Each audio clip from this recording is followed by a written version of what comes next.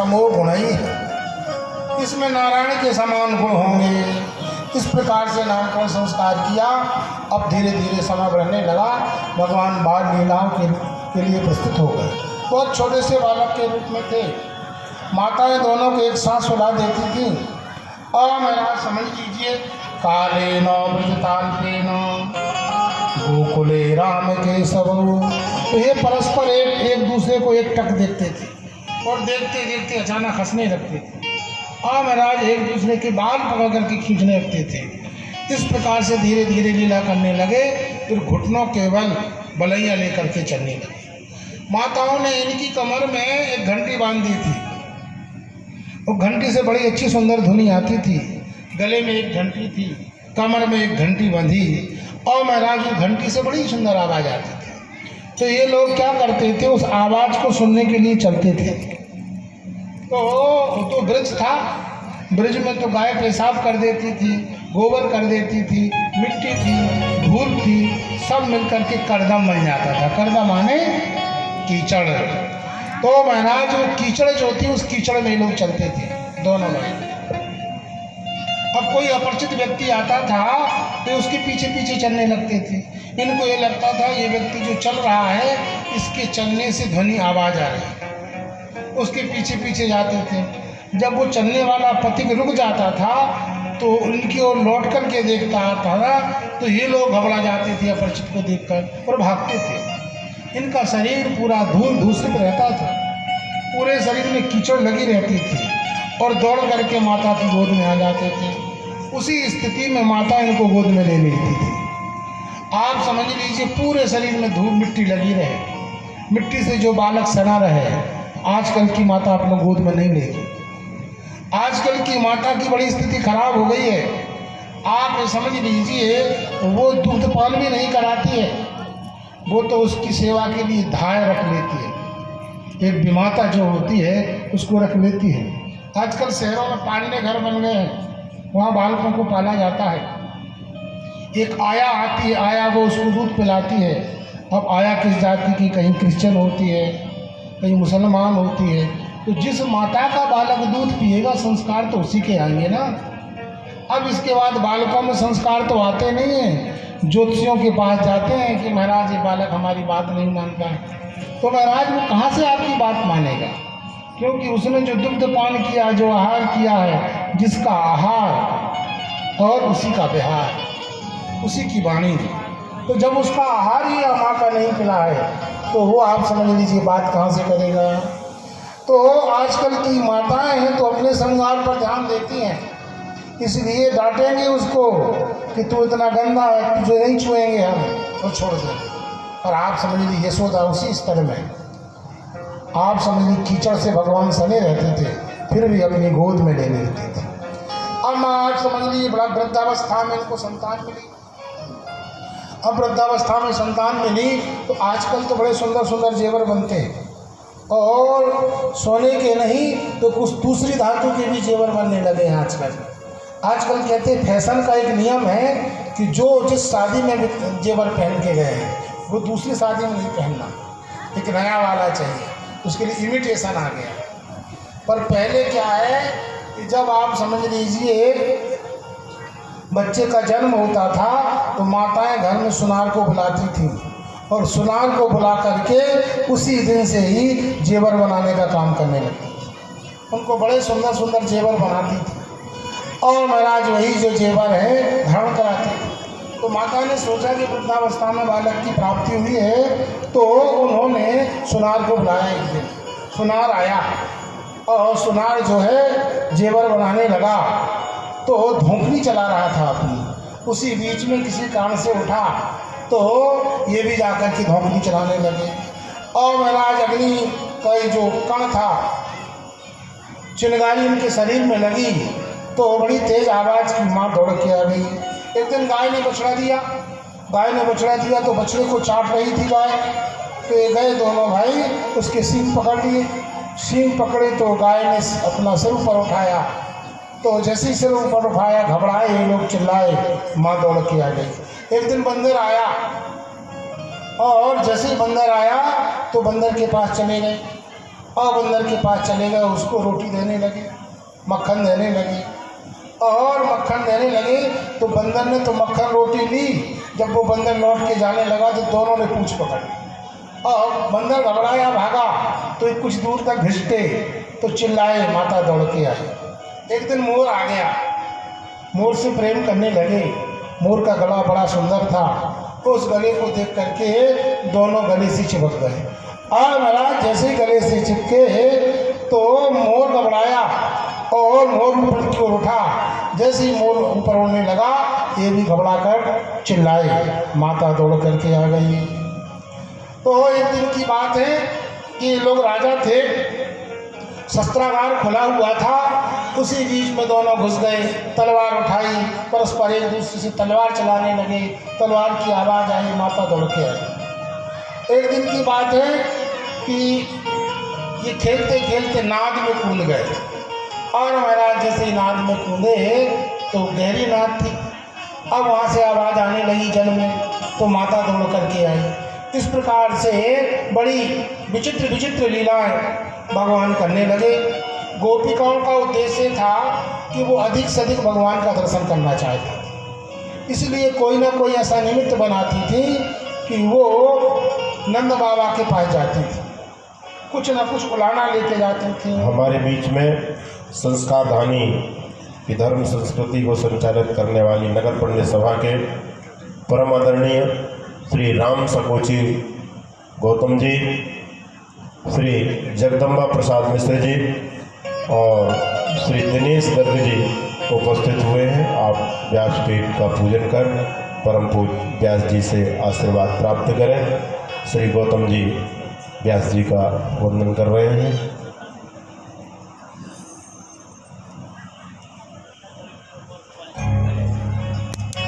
श्री जगदम्बा प्रसाद मिश्र जी पूज्य व्यासपीठ का पूजन करते हुए अभिनंदन कर रहे हैं।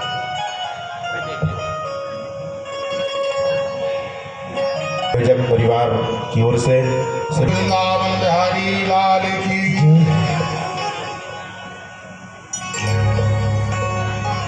तो गोपिकाओं की ये धारणा थी कि सदा सर्वदा भगवान हमारी नज़र से ओझल ना हो, तो कोई ना कोई ऐसा निमित्त बनाती थी जिससे वो बार बार लाला का उनको दर्शन होता रहे। एक समय की बात है कि सारी गोपिकाएं यशोदा मैया के पास पहुंची और महाराज उलाहना लेके गई, शिकायत करने के लिए गई और बोलने लगी कि देखो ये हमारे गाय के बछड़ों को खोल देगा।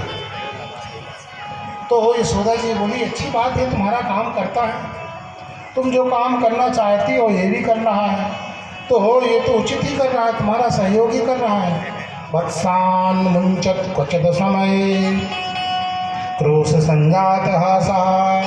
कहा महाराज क्वचित समय मुंचन, ये ऐसे समय मुंचन करता है, छोड़ता है उन बछड़ों को कि जब हम गाय दोहने वाली होती हैं, दूध निकालने के पहले छोड़ देता है। सारे का सारा दूध वो बछड़े पी जाते हैं, हम दूध से वंचित रह जाते हैं। तो कहा तुम इसको डांट दिया करें। कहा वो भी करके देख लिया हमने, ये दूर जा करके लीली लीली करके अंगूठा दिखा करके हंसता है, हमारी मजाक उड़ाता है। और इतना नहीं माता जी, इसने एक मंडली बना ली है, उसमें बड़े बड़े ग्वाल वाल आ गए हैं और ये घर जा जा करके लोगों के यहाँ चोरी करता है। चोर कला मंडल की स्थापना इसने कर ली है। एक दिन तो गजब का आश्चर्य हो गया, एक दिन चोरी तो नहीं की, आ गया मांगने के लिए और कहने लगा देखो हम बहुत बड़ा यज्ञ कर रहे हैं, उस यज्ञ में वृंदावन के पंडित जी आएंगे, काशी के महाराज आएंगे और महाराज समझ लीजिए अन्यान विभिन्न जो पुरियाँ हैं उनके संत महात्मा आएंगे, अयोध्या से महात्मा आएंगे, चित्रकूट से महात्मा आएंगे, काशी से महात्मा आएंगे, सब लोग प्रवचन करेंगे। इसलिए जिसके पास जो चीज़ है, जिसके पास दूध है, दही है, घृत है, दीजिए। तो हम बड़ी प्रसन्न हो गई, हमने सब उनको दूध दही घृत दिया। और एक दिन हमारी इच्छा हुई कि बड़े बड़े संत आए हैं जिनके दर्शन करने से पाप नष्ट हो जाता है और महजार यदि वाणी उनकी सुन लें, ये शाम वाक्योदकीनो शुद्धंती मलिना जना, यदि उनकी वाणी श्रवण कर लें अंतःकरण भी पवित्र हो जाता है। तो ऐसे साधुओं को सुनने के लिए, ऐसे साधुओं के दर्शन करने के लिए हमारी इच्छा हुई। हमने कहा दर्शन कर आए। तो हम जाके क्या देखते हैं कि यमुना के पुलिन पर बंदरों की पंगत लगी है और महाराज बंदर सब दही खा रहे हैं, मक्खन खा रहे हैं। और आप समझ लीजिए जिसकी मटकी का मक्खन नहीं खाते हैं वो तो खा खा के छक जाते हैं, कितना खाएंगे। तो ये उस मटकी वाले घर को चिन्हांकित करता है और कहता है कि इनके दही में रोग आ गया है, यदि लोग खाएंगे तो बीमार हो जाएंगे, इसलिए दिया सलाई कर लाएंगे और महाराज समझ लीजिए जला देंगे, घर ही जला। तो अच्छा तुम एक काम करो कि बहुत सारी मटकियों के बीच में एक मटकी ऐसी रखे करे जिसमें दही हो, बाकी खाली हो। तो हमने ये भी कर लिए, इसको भी हमने करके देख लिया। तो कहा एक काम किया करे कि खाली खाली ही मटकी रखे करे, द्रव्यालाभे सग्रह को पितो। तो कहा हमने ये भी देख लिया, जिस दिन मुझको जिस घर से दही नहीं मिलता है, दूध नहीं मिलता है, मक्खन नहीं मिलता है, तो क्या करता है वो बच्चों की चिकोटी काट देता है। हम रात भर मेहनत करती हैं, उनको लोरी सुनाती हैं, सुना करके उनको सुलाती हैं, और जब वो सो जाते हैं उसी समय ये आता है इसको मक्खन दूध दही नहीं मिलता है तो चिकोटी काट के चला जाता है। तो कहा एक काम किया था कि सबसे ऊपर रख दिया करे, तो छोटा सा बच्चा छोटे छोटे से इसके हाथ है, तो कहाँ से पा जाएगा तुम्हारा मटका। कहा ये भी हमने कर लिया। हस्त्राग्राह्यो रचयति विधिम पीठ को लूक खलाद्यैः। तो कहा हमने ये भी करके देख लिया। इसने एक मंडल बनाया है, उसमें एक रिंग बनाता है, एक गोला बनाता है, एक बलय बनाता है, उस बलय में कुछ गोप हो जाते हैं, उसके ऊपर दूसरे बलय को रख देता है, तीसरे बलय को रख देता है और मतलब चौथे बलय पे स्वयं खड़ा हो जाता है। ऐसा रिंग बनाता है और महाराज मटकी पा लेता है। तो एक काम करो कि कुछ मटकियों को खाली रखो, किसी में दूध रख दो। तो कहा हमने ये भी करके देख लिया कि क्या करता है, बलय से तो जाता है और उसी मटकी में इसका हाथ जाता है जिसमें मक्खन होता है, और कदाचित नहीं पाता है, ऊँचे सीके में हम रख देते हैं तो उसमें छेद कर देते हैं और छेद करके दुग्ध पान करने लगता है। तो एक गोपी थी जिसका नाम प्रभावती था, उसको बुद्धि का, प्रभा मतलब बुद्धि, उसको बुद्धि का बल था। देखो बुद्धि के द्वारा भगवान को प्राप्त नहीं कर सकते। भगवान किससे प्राप्त होंगे? प्रेम से प्राप्त होंगे, क्योंकि भगवान के लिए लिखा अवांग मनस गोचर। अवांग मनस गोचराने वो वाणी के विषय नहीं है, वो मन के विषय नहीं है। संसार के जितने भी प्रमाण हैं, कोई भी प्रमाण भगवान को प्राप्त नहीं कर सकता है। प्रमाण की तो गति प्रमेय तक होती है, प्रमाण प्रमेय की सिद्धि होती है। प्रत्यक्ष प्रमाण भगवान को प्राप्त नहीं कर सकता है, अनुमान प्रमाण से भी भगवान को प्राप्त नहीं कर सकते हैं, उपमिति से आप भगवान को प्राप्त नहीं कर सकते हैं, शब्द से नहीं प्राप्त कर सकते हैं, अर्थापत्ति से प्राप्त नहीं कर सकते हैं और अनुपलब्धि से प्राप्त नहीं कर सकते हैं, ये तेजी से प्राप्त नहीं कर सकते हैं, वो चेष्टा रूपी प्रमाण से भी आप प्राप्त नहीं कर सकते। हमारे यहाँ 8 प्रमाण सूचित किए गए। एक ऐसा शास्त्र है जो केवल 2 प्रमाण मानता है, इसको न्याय शास्त्र बोलते हैं। वैशेषिक दर्शन है। गौतम 4 प्रमाण मानता है और मेरा वेदांत जो है वो 6 प्रमाण मानता है, और जो साहित्यकार लोग हैं वो एतेही और चेष्टा उसको भी प्रमाण मानते हैं। तो किसी भी प्रमाण से भगवान की प्राप्ति नहीं हो सकती। भगवान की प्राप्ति आपको होगी ही, आप समझ लीजिए भगवान की कृपा से ही होगी। जब तक परम प्रभु अनुग्रह नहीं करेंगे तब तक प्राप्त आपको नहीं हो सकते।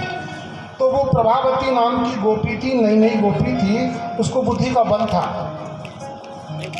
अरे भगवान तो आप समझ लीजिए बुद्धि के पीछे बैठकर ही बुद्धि को प्रकाशित करते हैं।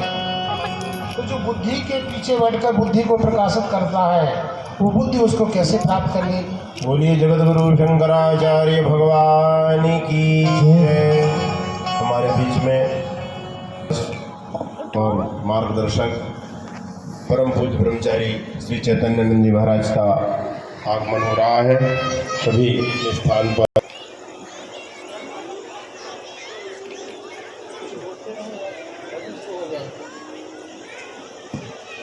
और परम पूज्य गुरुदेव जी का आगमन हो रहा है। शरणागतम गुरुदेव स्वागतम गुरुदेव, शरणागतम गुरुदेव स्वागतम सुस्वागतम, शरणागतम गुरुदेव स्वागतम सुस्वागतम, शरणागतम गुरुदेव स्वागतम गुरुदेव, शरणागतम सभी अपने स्थान पर बैठ जाए। सभी भक्तजन अपने स्थान पर बैठ जाए। शरणागतम गुरुदेव। बोलिए वृंदावन बिहारी लाल की जय।